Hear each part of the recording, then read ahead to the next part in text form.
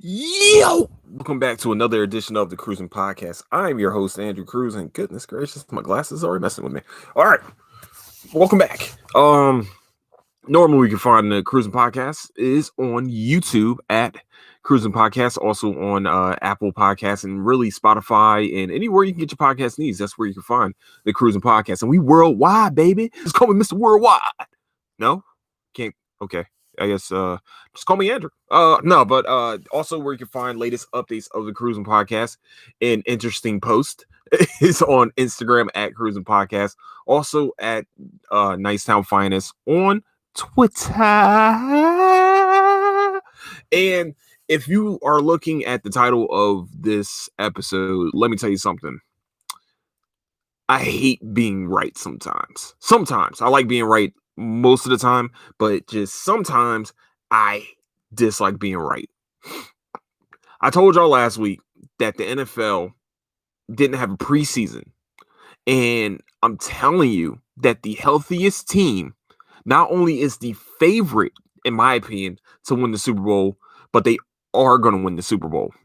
And the healthiest team right now is the Kansas City Chiefs. Still, think about what happened yesterday alone. Saquon Barkley went out. Pretty much every star player that the San Francisco 49ers have went out yesterday. Jimmy Garoppolo went out. Nick Bosa went out. Solomon Thomas went out. And somebody, oh my goodness, and one more. There's been quite a few people with torn ACLs, like Tavon Young from the Baltimore Ravens. People injured their knees. A lot of people injured their knees. A lot of knee injuries are happening right now because when you practice softly, your body isn't used to those hard cuts. So, like I said, by week 4, this is why preseason normally is 4 weeks. And, the only people that might have an advantage are the teams that don't play their starting lineups until week 1 of the regular season, like the LA Rams. I think the New Orleans Saints don't normally, but think about this. Michael Thomas ain't playing tonight because he got injured. That was an ankle injury. That was a freak injury. But how many torn ACLs are there right now? And we are looking at, this is just week 2. Week 2. People fantasy seasons are done because, they're probably banking on Saquon being that dude. Listen. And listen closely. Week 4 is going to tell us if this continues. I'm telling you, week 4 is going to be the point to where people need to either start ending their seasons or just keep going at a ferocious pace now. I'm not going to talk about my favorite team because clearly they're booty juice and it's disappointing. So disappointing. All that talent on that team, everybody came back healthy, and you still just play like ass. So I mean, it's just no more talk about that. It's ridiculous to have that happen. I'm sick of watching it sometimes. I still love them. I still, listen, I was with the Eagles when Doug Peterson was the starting quarterback for the Eagles. Let's be real. That was a very bad team. I stuck by this team with Ty Detmer as the quarterback. I stuck by this team when Kevin Kolb became the quarterback, and everybody was like, well, he'd start for 300 yards in 2 straight games and then lays eggs afterwards. I will always stick by this team, but I'm going to also tell the truth. They look like dog doo-doo. They look like butt. And it's just, it's sad that a team that were literally Super Bowl winners 3 seasons ago also was a drop pass away from possibly beating the New Orleans Saints in New Orleans during the playoffs. Was a concussion away from probably beating Seattle because Wentz was on his game that day, to straight up now they look like they just completely regressed. The defense looked just unimaginative. There's no blitzing, which they don't need because you have one of the best front fours in the game that can enter. Actually, for real, you got some of the 8 best defensive linemen out there. And you're getting it just there's no pressure. So now you got to send blitzes. They need to start sending blitzes sometimes. Stop putting it all on. Stop putting the game plan on those front four. Stop putting the game plan on Carson Wentz. I mean, Miles Sanders had 20 carries yesterday, which was great. Great game for Miles Sanders. But it seems like Wentz has regressed this year. And I know people were complaining last year about the injuries and stuff, but Wentz got the Eagles to the playoffs. Let's be real. Wentz was the reason why the Eagles got to the playoffs. This year, he might be the reason they might be, picking second this year. Because he looked like he regressed terribly. And it's starting to look like the top 100, that NFL top 100 was right on what they did. And putting Kyler Murray and Jared Allen in front of him. Not Jared Allen. Whatever. I don't one from Buffalo that I don't like. I don't like that dude. I don't like him. Not one bit. But they're starting to look like they were right. They look like they knew something was coming with Wentz. And it's weird because this is year 5. And you're in your prime, dude. How are you throwing the ball into double coverage when that wasn't even the read for the play? That wasn't even where the play was supposed to go. And J.J. Arcega-Whiteside, it's time to get rid of that dude. He's not.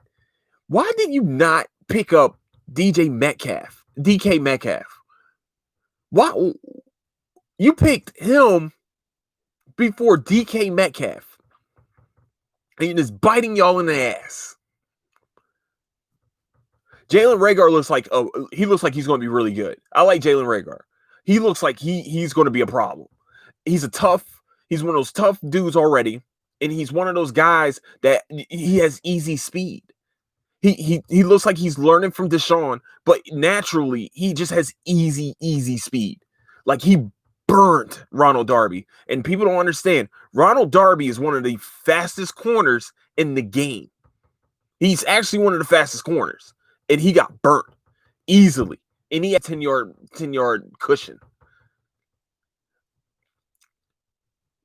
But NFL-wise, I really feel bad for these players because I think they needed a preseason.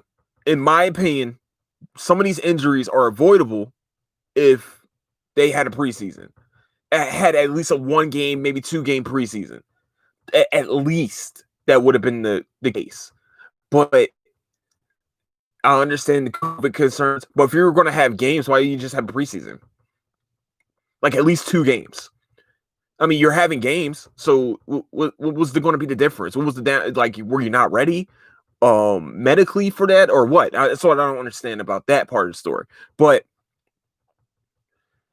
I really do feel bad for these guys, especially for Saquon Barkley, man. It's like, he literally puts that team on his back sometimes. Like how good that dude is, he puts the team on his back. And y'all think it's over with these catastrophic injuries, and it's not. We still got 2 more weeks of like this happening, these rash of injuries happening before these guys are used to doing these cuts on AstroTurf and grass and stuff like that. And also like just really getting hit and getting used to getting hit again. They haven't gotten hit in 8 months. Well, probably shorter than that for some, like the Kansas City Chiefs, like now you can't say the San Francisco 49ers because they just had a rash of injuries. So that might not even be the case either. It just looks, it's not a good look for the NFL. It's not a good look. For the medical staffs, it's probably not looking good for the medical staffs, but what can you do when your hands were tied behind your back because of COVID? So that's where we're at with the whole NFL right now. To me, I want these first 4 weeks are kind of a wash. It's really to try to get out of these motherfuckers healthy and with a healthy record at least. at least be in the hunt. Like the NFC East looks like dog doo doo. Like the Cowboys definitely have the most talent out there, and they should actually run away with the NFC East. I'm not even gonna lie to you. Y'all want me to if you want me to blow smoke up Eagles' ass, it won't happen here. You're gonna hear the truth. Dak Prescott got weapons. He has Ezekiel Elliott. He has Amari Cooper. He has CeeDee Lamb. He has Michael Gallup. You know, they actually what's crazy is they lost their top tight end to a torn ACL. They actually have a really good defensive line with Marcus Lawrence. I didn't know they picked up Aldon Smith. Aldon Smith got big, man. And I mean, like, you know, not taller, but he got big. And he looked good yesterday. And he's playing a lot. This, like, y'all, like, Cowboys don't have any excuse this year. The Eagles are bad. Not bad. The Eagles, how can I say what the Eagles are? They're disappointing. The Washington Redskins, they're I'm going to say this. The Redskins, the football team, that football team in Washington, they're going to be good. They're going to be a really good team in the next 2 to 3 years. That defensive line with nothing but first rounders, they gotta capitalize with them when they're young. But that defensive line is a problem. That's a problem. Every year you have the top 5 pick, and every year in that top 5 pick, you pick probably the best pass rusher / run defender on the defensive line every year. That better be one of the best defensive lines in the game, aka also the San Francisco 49ers. So that's where we're at with the NFC East. And then the Giants really just literally lost the one guy that can win them games, and that's Saquon Barkley. I know everybody, oh, they got a whole team. No, let's not. No. The Giants might have won. Saquon gives them about 3 or 4 more wins than they should. That's how good he is. And that offensive line needed to step up for him. But Pittsburgh Steelers are a really good defense, and Chicago always has that defensive line too. So where I'm at with everything, with the Eagles and the NFC East, it's going to be tough for sledding, man. But the NFC West looks like it's Seattle's to lose, but the Rams look really good this year. The Rams look very good this year. Rams look like the team. Rams are probably one of the only teams. It's like maybe 3 or 4 teams. That's the only team I know right now that never played their starters in the preseason, and they look comfortable not having to do that. They look very comfortable. Sean McVay's offense looks a lot better than it had for the past 2 years. And everybody's like, well, it's a running game. Well, yeah. You started putting the game on your running backs instead of trying to make Jared Goff into a better quarter. Instead of trying to make Jared Goff seem like a better quarterback than what he is. And he went 13 for 13 against the Eagles. All right, cool. Those were mostly medium to short passes, easy plays, and it just looked he did look good. He looked surgical. So, and also, you know, it's kind of easy when people are wide open, but they look good. We're going to see about the New Orleans Saints. Can they play without Michael Thomas? If they can't play without Michael Thomas, they're screwed. They're really screwed, because he's practically, him and Kamara are their offense with Drew Brees. They have a very good offense, but those two are the ones that stir the pot a little bit better. So I truly think that the best team with the most talent that's healthiest is going to win the Super Bowl. And right now, it's going to be between Kansas City and Baltimore. Baltimore looks fantastic too. Houston, I don't know what's going on. But I feel bad for Houston because they played the top 2 teams. And their point difference, it looks bad, but they played the top 2 offensive teams in the league the first 2 weeks of the season. I don't know who Bill O'Brien or anybody from the Texas organization pissed off, but them playing the top 2 offensive teams in the game, week 1 and 2, they're assholes for that. They could have at least, spaced it out a little bit, but they didn't do that, so it is what it is. But it's crazy, man. It's just it's going to be a weird year. I'm telling y'all now. It's going to be a very, very weird year. I know people's fantasy seasons are probably going to be very weird too. So buckle up. That's all I can say, man. That's all I can say to you guys. Just buckle up. This season's not over, but we got some things. We're going to have to survive this. It's going to be crazy. All right. So I started watching the show though. I'm going to switch over to TV shows for a little bit. Latest update on The Boys. To me, this season kind of regressed from the first season. It's a little bit. They should have never did it episodically. They should have never did it, episodes week by week, because that was a bad switch. That was a very bad switch.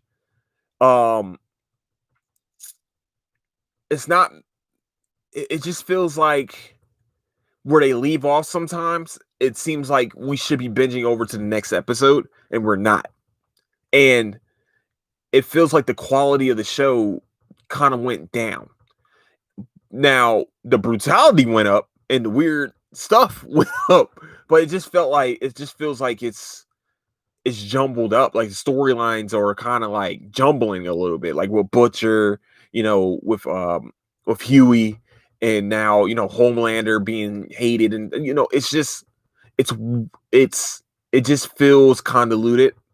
It doesn't seem like it's as good as first season as we probably could have guessed. Like the first season was very good. It's a very good first season for a show. It's probably one of the better first seasons for a show of all time. Instead of The Watchmen. That was a good year last year for TV shows. It was a great year for TV. I'm sorry. It was a superb year. I gotta find words to describe last year and how great it was. And for TV shows, especially those that were starting out. I feel like The Boys have definitely regressed. I'm worried about The Mandalorian, and hopefully that didn't regress, because I don't know, man. I don't know, and it just feels like I'm worried about what I like about The Mandalorian though is that it feels like not every episode is connected. I don't know if this makes sense to anybody, but it feels like an anthology more than it is than an actual continuation of the same show. Like there is a main storyline, like the Mando and Baby Yoda trying to find now his species of people, but it also feels like every episode is different from the first one, except for the last 2 episodes. But the storyline continues through. That's what I like about The Mandalorian. It seems like every episode is its own entity. It's like it's its own thing, and that's what makes The Mandalorian awesome to me. The Boys feels like there's one underlining plot. Well, there's a couple underlining plots that are jumbled up into the same episode. And I just wish that The Boys was a little bit better. The storyline could be a lot better. Like more about, I just like the whole Butcher situation with his wife and everything. It's weird. It's a weird situation. I just don't know where they're going with it. Now to a very good show, to a very good start of a show. I just started, by the way, just in case everybody doesn't know, I'm on episode 5. So don't hate on me. Don't hate me right now. But I'm on episode 5 of Ratchet. Sarah Paulson / Ryan Murphy show. One second, y'all.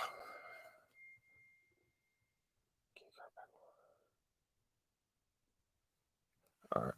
Sorry, y'all. My bad. Hold on. Okay. So, sorry, y'all. My bad. So, Ratchet, about Nurse Mildred Ratchet. What's going on? Dang, I don't know what's going on my phone. That's weird. But Ratchet so far is a very, very good show. If you like American Horror Story, I'm surprised that didn't go off on my. If you like American Horror Story, you're gonna love Nurse Ratchet. I mean, you're gonna love Ratchet. Goodness gracious, Sarah Paulson plays her so well. It's so freaky. It's a weird show. It's just like American Horror Story. Very weird, but it's one scene, like, it's about a real person. They're calling her the Angel of Mercy, but let's be real. The real story is that she was the Angel of Death. And y'all gotta understand, if you like period pieces too, 1940s, 1940s blended into the 1950s, you're gonna love this show. It's weird, it's brutal, but it's so good. The storyline is amazing. So far. So I can't wait to get more into it. It's on Netflix. Hopefully you guys go and watch it. I know they're getting very, very high remarks, and they deserve it. It's deserved. Sarah Paulson is such a great actress too. And when she's in that Ryan Murphy umbrella, what the fuck is going on? And when she's in that Ryan Murphy umbrella, and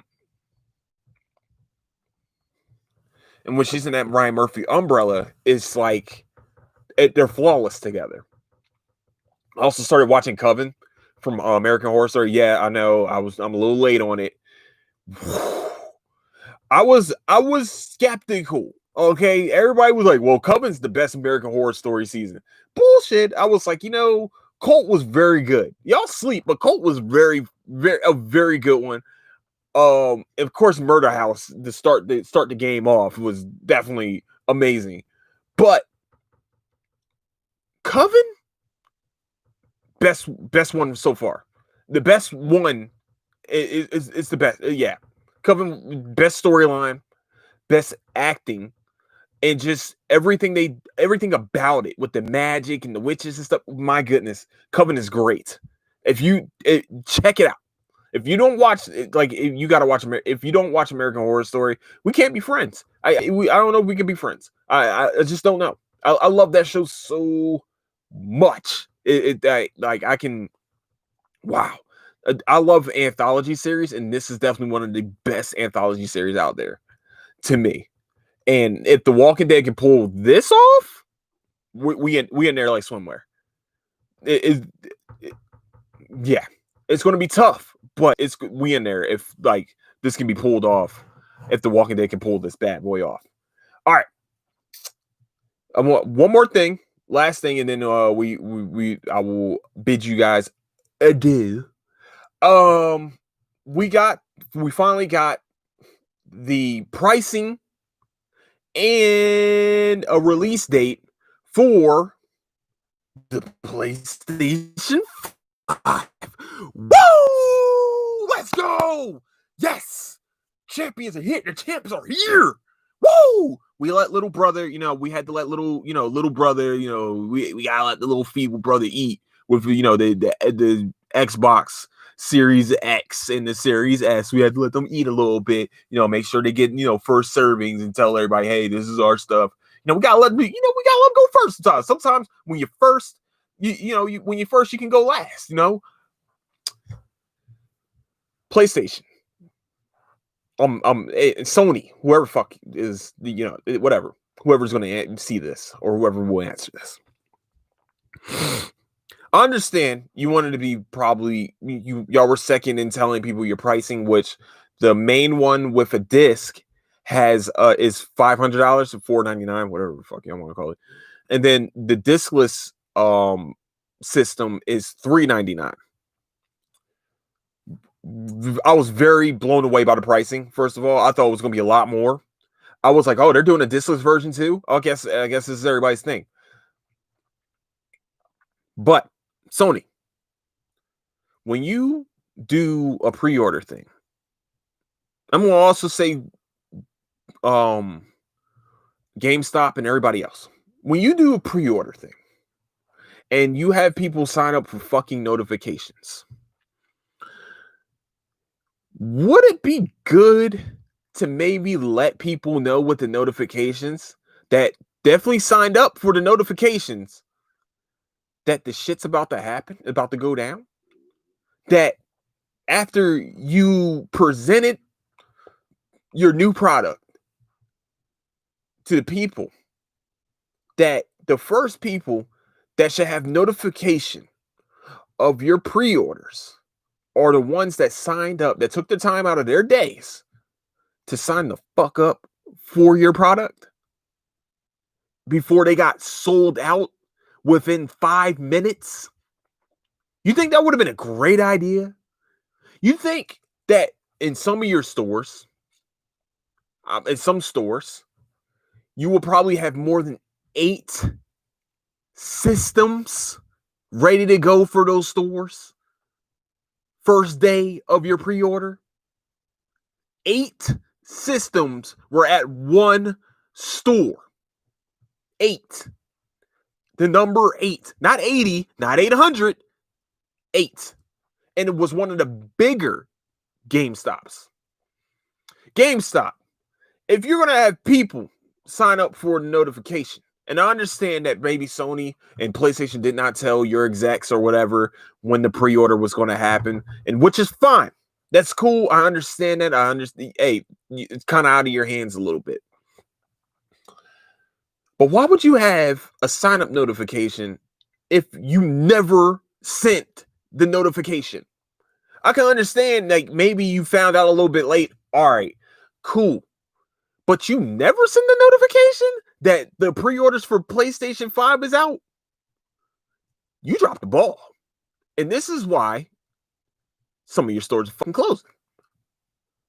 This is why Amazon wins sometimes. Because this was y'all's chance to maybe get back customers, to maybe get back some more money that has been lost due to COVID, due to actually Amazon, Target, Walmart, and all the rest of that cool shit that came up.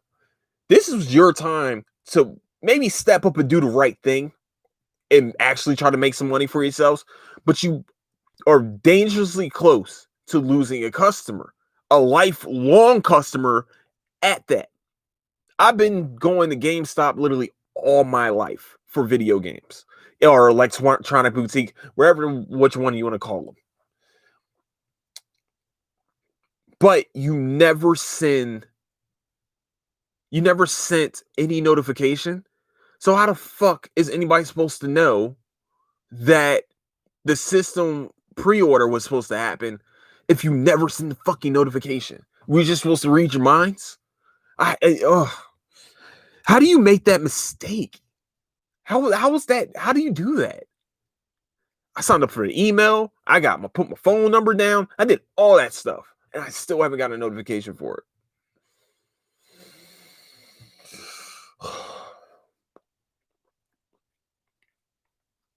I just feel like I've been having PlayStations for a very long time now. I won't say all my life. That's not something I've had all my life.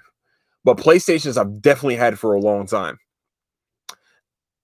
I feel like there should have been more product, especially since they're not in the States yet. You still got 2 more months. I feel like you should at least be able to tell people, hey, you can sign up and pay for the pre-order, but we don't know if it's going to be in. It would make more sense if we knew that it wasn't going to be in stock. Then, all right, you pay, certain amount of dollars to have your pre-order there to make sure, like, hey, when it comes in, you gotta be one first. First one comes first come, first serve. But the next round of Johns will be back out, whenever, and we'll let you know. There are people out there right now that I guess had like people that like they were bots or something that bought the pre-order and now selling it on eBay for exorbitant prices, which I knew was going to happen. I knew this was going to happen. You would think that you will have a better system in line in 2020 to make sure that these bots aren't buying up this shit, so we can at least have a chance to get the PlayStation 5. I think we'll get the discless version. I feel like I would love to have I would love to have the disc version, but I'm trying to get away from physical media. I'm trying to get away from physical CDs now.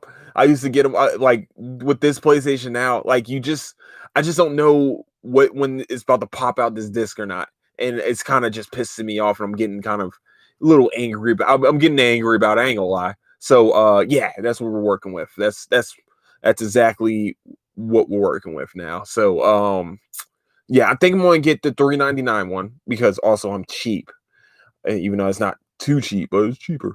But like and I also love that they're having Spider-Man Miles Morales, pretty much a launch day um title. Also, I think Valhalla is a launch day title too, if I remember correctly. And then you got Cyberpunk coming right behind it. So it's just like there's a lot of games coming out in this holiday season that parents that have been dealing with COVID or like they're gonna be strapped. They're gonna be like, hey, you got one game you can get this whole year. So you better make it count. You better make it count. That's all I can tell you. You better make it. It better be something you really like. Because if you don't like it, you're fucked.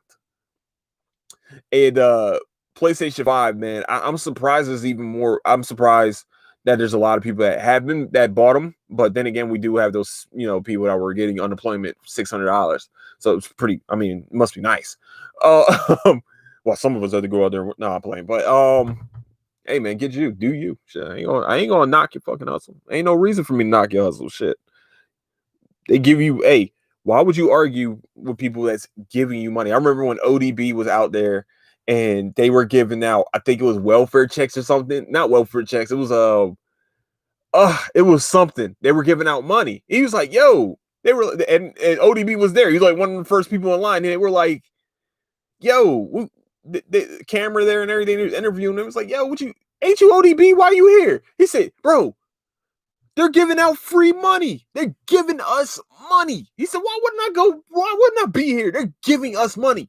They're giving us. Why wouldn't I be here? So I definitely wouldn't argue with that. I know a lot of people are like, well, some of you are lazy. And we can see that, the $600 unemployment is washed up and stuff. Look, man, listen. Some people got furloughed. Some people got fired from their jobs due to the COVID-19 shit. But y'all, the haters, I understand because I was one of them. Nah, but stop hating. Like that. Now they got to go out and look for something. Now they got to find something now. So you got to understand that you never know what somebody else's situation is, but I just wish everybody was a lot more understanding about things, man. It make the world such a better place if everybody just went and tried to understand another position other than their own. I think that's the best way to go about everything. So, last sports thing, and I know he ain't probably gonna hear this. I hope not. If he does, I don't give a fuck. But it's time for Tyron Woodley to fucking retire from UFC, from MMA fighting. I'm sorry. Breaking news. He should have retired a while ago, but he should be retired now.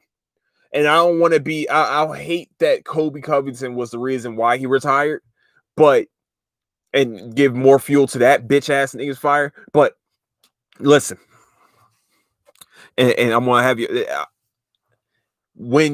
If you're gonna tell me you got beef with this person, if me and somebody else got beef, and we're doing a combat sport, I'm going to be first on every combination.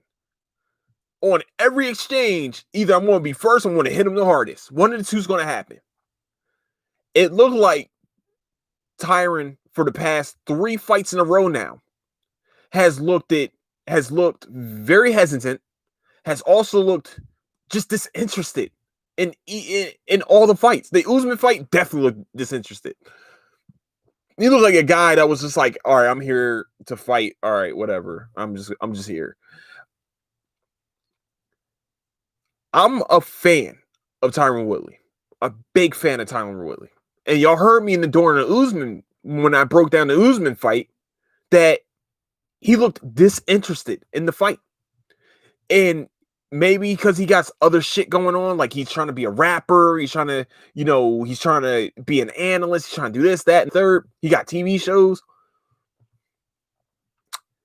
Maybe it's time to stop fighting. Maybe this ain't for you no more. It was for you when you were younger and a fucking lion.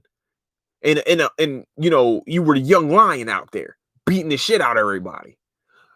But now you're 38 and you have split focus. It's never good in the UFC. It's never good in a combat sport. And I'm not just talking about football. I'm not just talking about MMA and boxing. I'm also talking about football. If you have a split focus in a very, very contact sport, you're going to get hurt. You're going to lose more than you win. And I don't want Tyron Woodley to be one of those fighters that, all right, well, he's one of the greatest welterweights of all time, but he lost to A, B, and C, and D, and E, F, and G. That's going to be the thing. These type of fights will tarnish your legacy. And if you're not focused on fighting, it's not. If you still feel like you got the ability, that's great. But you also got to put the work in with that ability too. You can be the most talented person out there, but if you're not working on it, then what the fuck are you doing? Then you're just a wasted talent. You're just a very talented player. Good job. Great job. You don't get no awards for that. The award comes when you work your ass off with the talent that you have. If you have different shit going on and you're talented at that different shit, then go to that different shit. MMA ain't you gotta be single focused on MMA because Colby Covington was single focused on whooping your ass, and that's what he did. But when you sit here and you try to tell me that you have beef with this man and you still try to touch gloves at the beginning of the fight, which is great sportsmanship. Great job. You're a great sportsman. But we're in the MMA now where the shit's kind of a little bit fucking ruthless, and you look like you didn't want to be there. You look like, oh, let's play nice now. He's a racist Trump supporter, but I'm still going to try to touch hands with him, even though I've been talking all this shit about him for the past 2 years. All this shit. I hate this dude. I do this, that, and the third. We've been talking shit back and forth. Every time we're supposed to fight, he gets injured. But if this fight happened 2 years ago instead of 2020, Woodley would have wiped the fucking floor with Colby Covington. But it happened in 2020. So that's what we got. We got 2020 Woodley. We didn't get 2018 and before Woodley.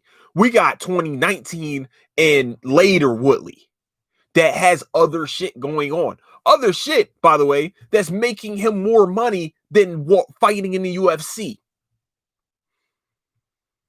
These type of fights, like I said, will tarnish your legacy. This will fuck your shit up. People will think that you are a washed fighter. Oh man, how was he ever good?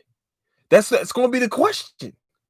People want to be like, how was he ever good? Oh my goodness. If we went back to the same, who's this guy? This isn't Tyron Woodley. This is somebody else. Then questions start to creep in. Was the talent as good? Was this? Was that? You don't want that shit. So if you're not going to be focused on this fight game, you need to step the fuck back.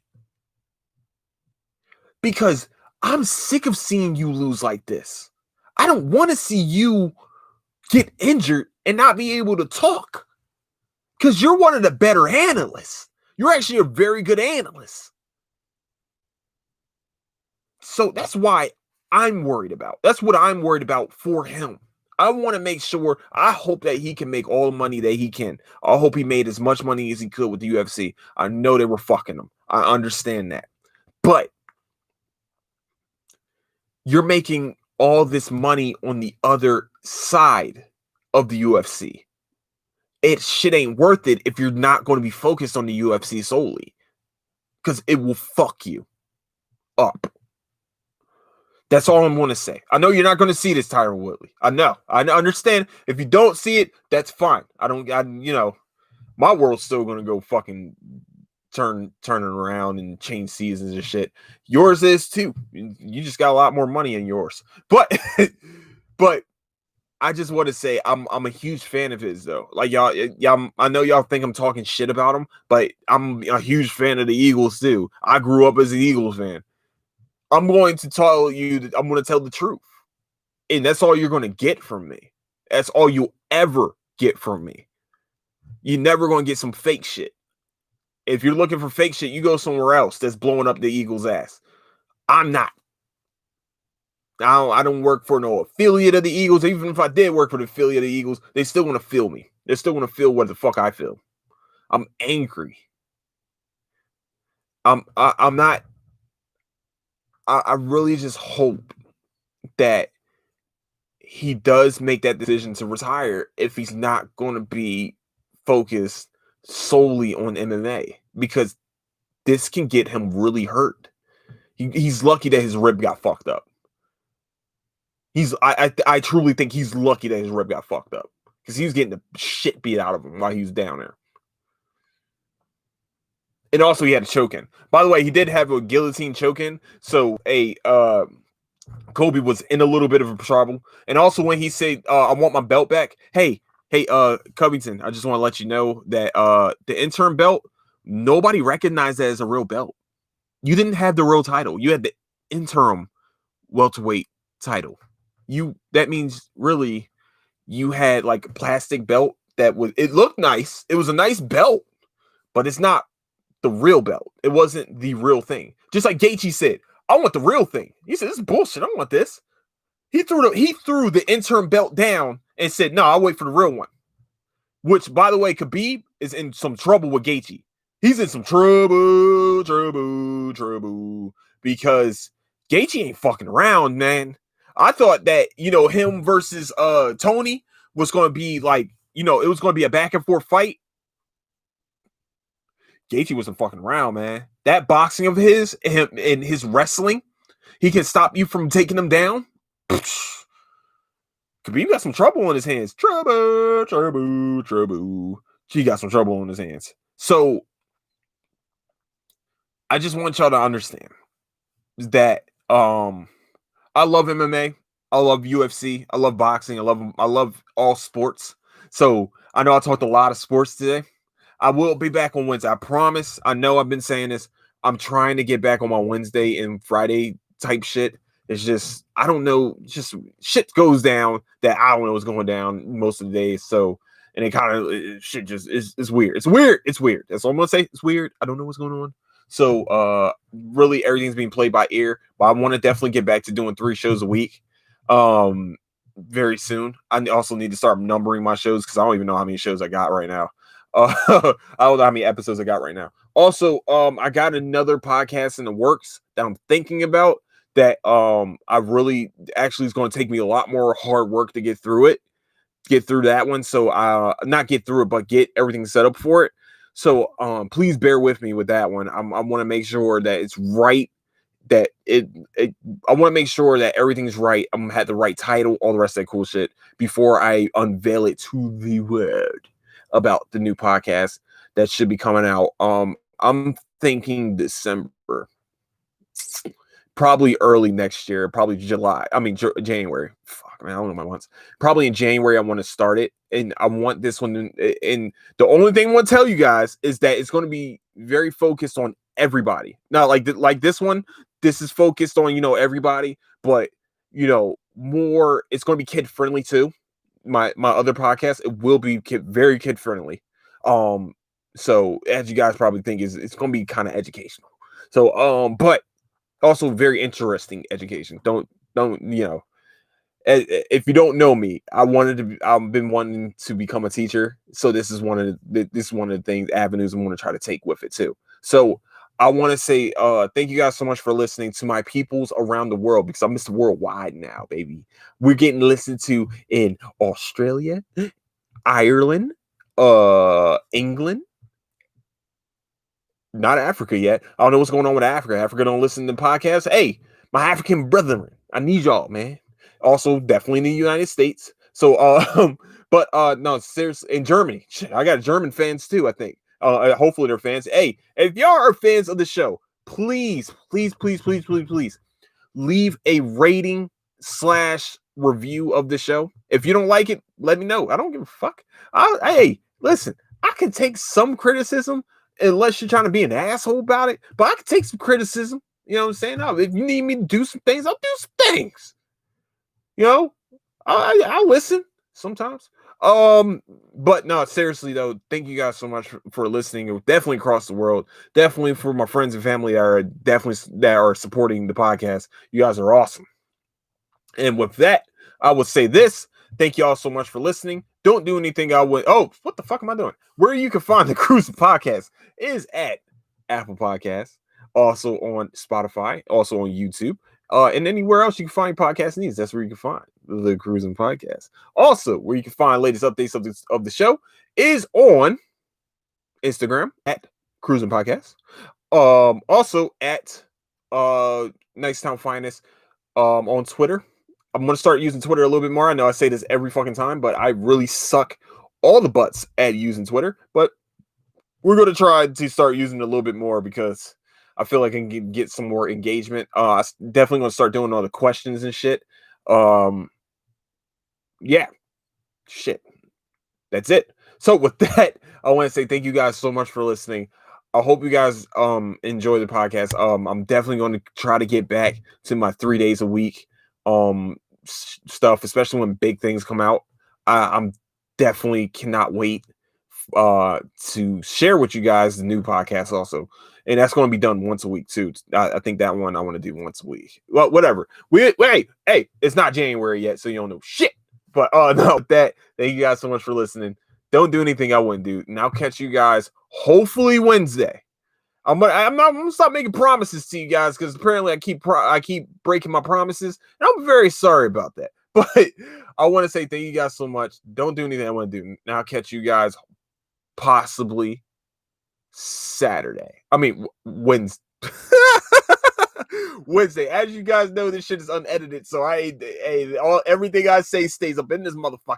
So I'll see you guys on Wednesday.